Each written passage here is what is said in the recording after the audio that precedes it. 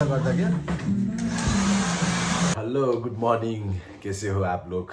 सब बढ़िया। So again back to tour है, going back to Bagdogra हैन। र मेरो चाहिँ 7 days को टूर छ अब फ्रम टुमरो र भोलि 4 तारिकदेखि। र तर म चाहिँ आज नै गइरहेको छु किनभने सिलगढीमा अलिकति काम पनि छ र त्यसै अलिकति आज गए पनि भोलि हल्का पनि हुन्छ र सिलगढीमा 1-2 काम छ। सो आज गएर गर्छु भन्ने त्यो हिसाबले म चाहिँ आज निस्किरहेको छु। र प्याकिङ भइरहेछ मेरो चाहिँ है। र किनभने भोलि सिलगढीदेखि डाइरेक्ट बागडोगरादेखि पेलिङ जानु छ। फेरि पेलिङ गएर त्यहाँदेखि पेलिङ घुमाएर देन आफ्टर द्याट नाम्ची भएर चाहिँ फेरि गान्तोक आउनु पर्ने छ।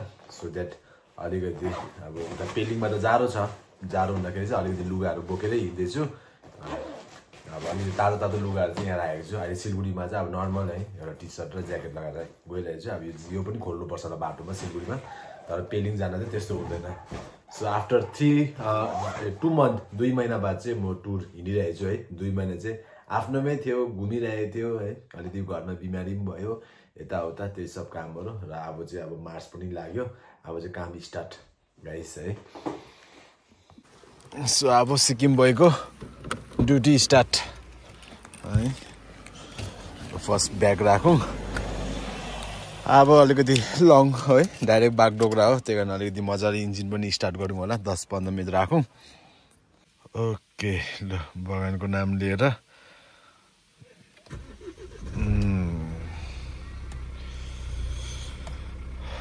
हर हर शम्भु। ल अब चाहिँ लागेको म गाई चाहिँ है। गाडीहरू पनि अलिकति पुछपाछ गऱ्यो होइन, बाहिरहरू पनि बेसी त सफा गरेन, अलिअलि ऐनाहरू ग्लासहरू त्यो कम्ती सफा गऱ्यो। अहिले पानीको यहाँ धेरै कमी छ, सुक्खामा पुसे पनि धेरै उयो पनि हुन्छ। ल आज चाहिँ अलिकति वेदर पनि राम्रो छ। अब चाहिँ लागेको म एउटा मिठो गीत सुनेर होइन। अब चाहिँ टक्कै ब्लुटुथ कनेक्ट गर्नुपर्छ। ब्लुटुथ कनेक्ट गरेर यो फोनमा कनेक्ट गर्छु। त्यसपछि चाहिँ तपाईँको गीत सुन्दै जानुपर्नेछ। आई थिङ्क यो गीतै कुन चाहिँ कनेक्ट छ, यो कनेक्ट छैन।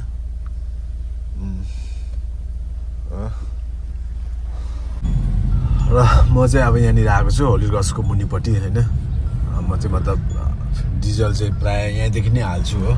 सो अब गइरहेको छु सिलगढी, त्यहाँदेखि पेलिङ हो, त्यही कारण चाहिँ फुल ट्याङ्की तेल चाहिँ यहाँदेखि नै गरेर जान्छु।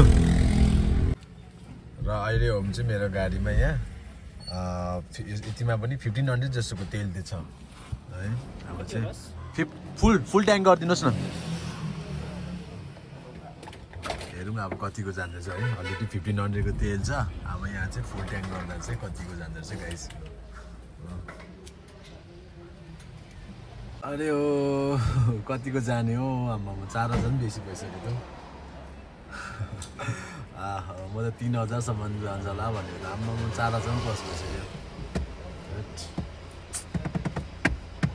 42-43 आमा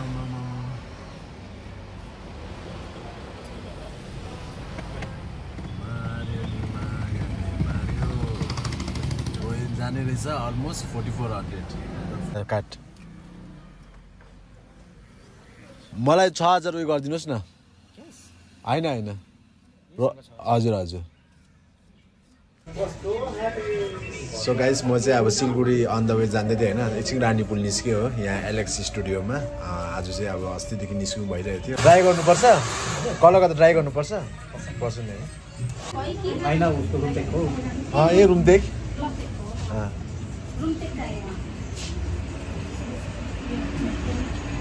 किन? ए ओके ओके।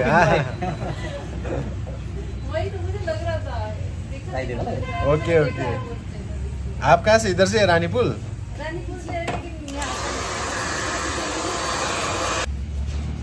कहाँ से बोल रहा था? राजस्थान से। मतलब रहता है यहाँ पे है ना रानीपुल पे? Okay okay.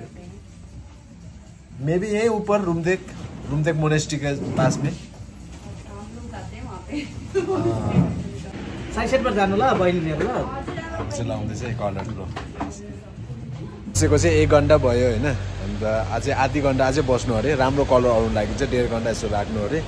ठिकै छ भनेको नि मलाई पनि त्यस्तो हतार छैन मलाई सिलगढी पुग्नु त हो होइन बेलुका पुगे पनि भइहाल्छ त्यहाँदेखि एउटा जग्गा बस्यो बिहान चाहिँ अलिकति त्यो बेलुका 2 घन्टा जस्तोमा मेरो काम भइहाल्छ अब सिलगढी 9-10 बजीसम्म खुल्लै हुन्छ हो के छैन अनि ठिकै छ अब पर्खिरहेको छु है त्यही कारण चाहिँ म बाहिर निस्केको यहाँनिर अब लेट्स सी है आधी घन्टा पर्खेर हेरौँ त्यो बादमा चाहिँ अब कस्तो आउँछ फाइनल रिजल्ट हो खास आएछ है अस्ति भन्दा यो पालि चाहिँ मैले सोचेको चाहिँ सेटिस्फ्याक्सन आएछ र म चाहिँ अब सिलगढी गएको हेर्नु नि यहाँ 3 घन्टा बित्यो यहीँ पार्लरमा 3 घन्टा लाग्यो अब चाहिँ ल जान्छु है एकदमै लेट भइसक्यो त्यो हरेस लाग्दो हेर्नुहोस् न अब टिकको जाम लागेको छ फेरि यहाँ हो